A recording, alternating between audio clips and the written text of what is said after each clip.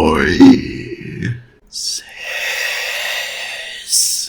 By Jared Rosen. 10 great kings took 10 great thrones.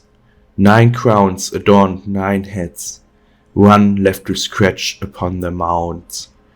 The crow alive and dead.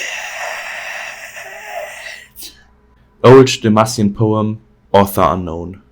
It started when old Hubert, drunk out his mind on stale meat and dulled memories of some battle he'd probably run from, locked himself in a shack just outside of Goldfield.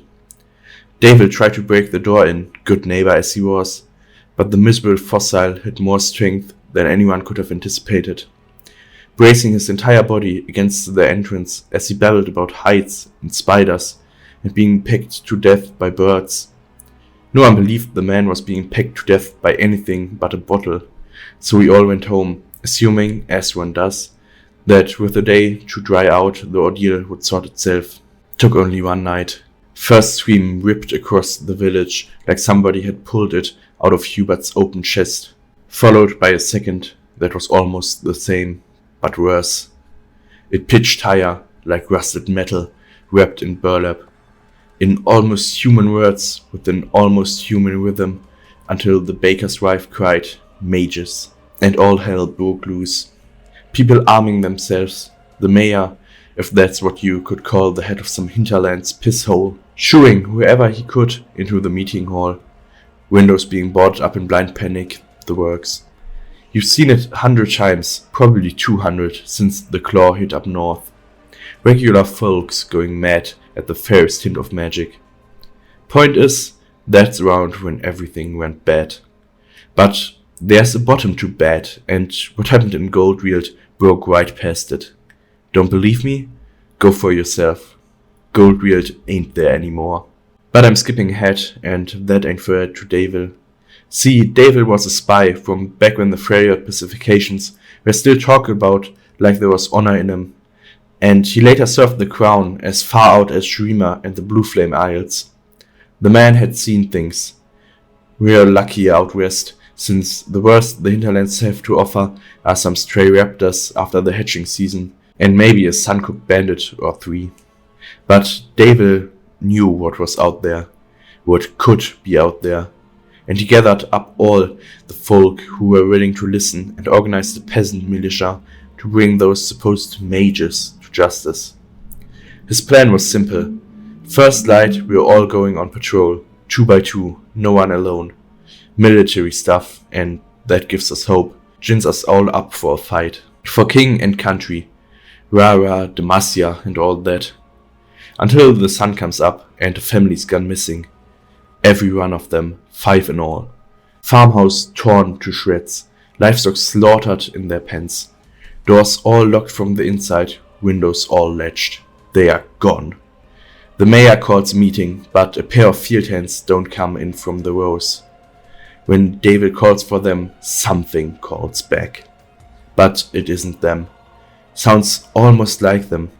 Like something is forcing words into almost the right shape. But that old rusty cage sounds keeps cutting through, squeaking and rattling and clicking like it can't help itself. Now people are afraid. Some hothead charges into the fields with the sword in his hand. Gone. Another follows him. Gone. Blacksmith gets the wise idea. He'll ride all the way to Amberfell and call the guard, but the horse bucks him halfway down the old trade road and something pulls him into the rows. David calls to see if he's alright, and that awful voice burbles out, saying it'll take the road to Amberfell and call the guard. David asks again, and it repeats, "I'll take the old road to Amberfell and call the guard." There's something about it. Like a pin twisting inside your head, poking through the meat into something darker underneath. I could see it on everyone's faces. Folks holding their kids close, backing away toward their homes, some just running. That voice could cut away all the parts of a person and leave him naked and afraid. shivering in the middle of a blistering afternoon, like it was pulling something out of you, something it wanted. A little girl says she saw someone standing above the field, out where we kept the scarecrow. It's such an odd thing to notice, and there's so much going on that we pay her no mind. But we should have. Night comes and half the houses in town are boarded shut. You can hear folks inside whispering, muttering, giggling like maniacs. But about, I'm not sure. Snakes, lightning, the dark, worlds closing in, knives, the sea. They are laughing and they are screaming, and it sounds like everyone has gone insane.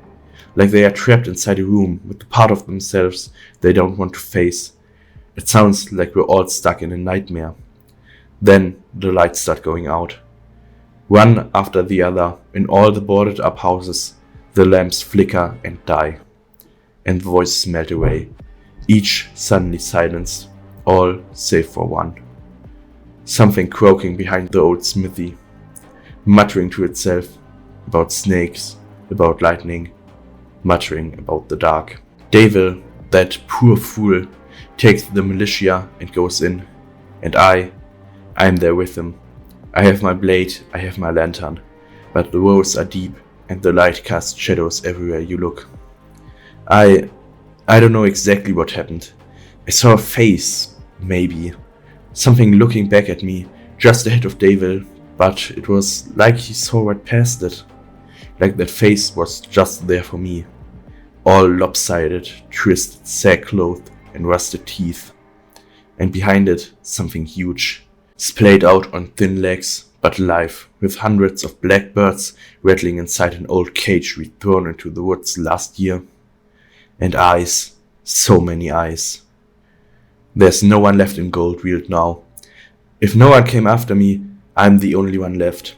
Hearing those screams fade behind me, as crimson light poured out from between the cornstalks, that sickly crunching and the bellowing, tortured squeals of hogs and horses. And the crows. Hundreds of them. Thousands. But crows they aren't, can't you see? They are smoke and fire. They are not real. They couldn't be real. They follow that voice. The deep rumbling voice beneath it all. Don't you see? Don't you? Oh gods. Devil. I left him behind. I left him there. There in the rows with that horrible scarecrow. Everyone, they are all dead. Gods, it must have followed me. Once it tastes your fear, once it knows you, it never lets go. It won't let you go, it won't. What's that voice? Can anyone hear? You don't hear? Devil?